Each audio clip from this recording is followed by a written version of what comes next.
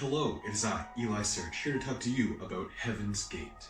Heaven's Gate was founded by Marshall Applewhite and Bonnie Nettles in the early 70s. Applewhite had just been fired from his job at the University of St. Thomas in Houston, Texas, when he met Mrs. Bonnie Nettles at a hospital where she was working as a nurse. They started having discussions about how they were on a higher plane of consciousness. They started their first group in 1975 and called it the Human Individual Metamorphosis, also known as H.I.M. That's when they became known as Doe and T, or Bo and Peep. They had about 100 people right off the bat. Most of the people were hippie type, but not all. There was a man named John Craig who was actually a Republican running for the House of Representatives in Colorado at the time that he joined. But let's talk about their beliefs. They believed the world would be recycled by the year 2027, and the only chance of survival was to leave their vessels at the appropriate time. Oh yeah, they called their bodies vessels. They believed that their bodies, their vessels, were actually inhabited by aliens. When you joined, you got a clean slate, and at that time, your body was taken over. They believed you needed to get rid of everything that could make you human, such as your family, your friends, your job, your money, your possessions, your sexuality, and your individuality. This led to some of them to castrate themselves in Mexico. They believed that the aliens that inhabited their vessels had actually come to Earth millions of years ago and planted seeds that became humans and would later come back to get humanity when it was evolved enough. They also believed that there were evil aliens walking the Earth. They called these aliens the Luciferians. These aliens were meant to stop humans from developing.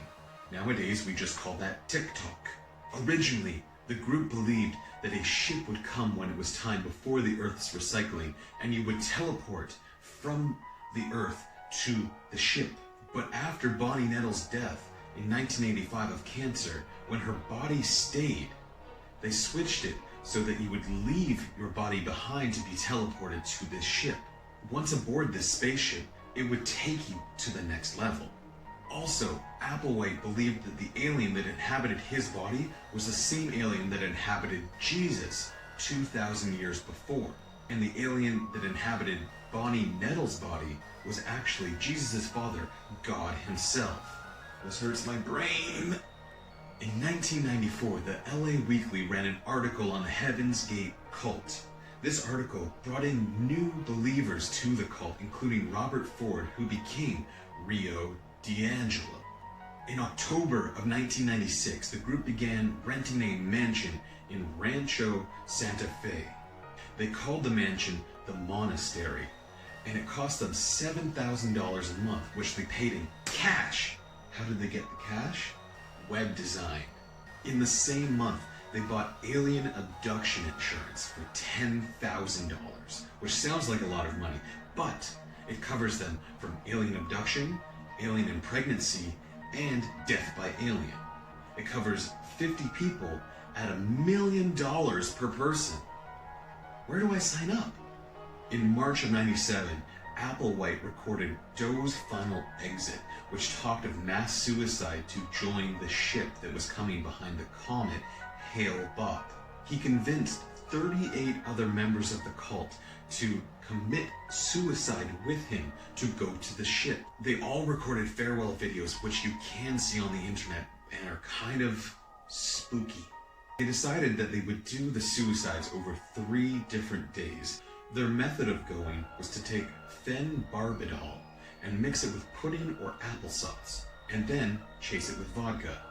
In case that didn't work, they also all tied bags around their heads.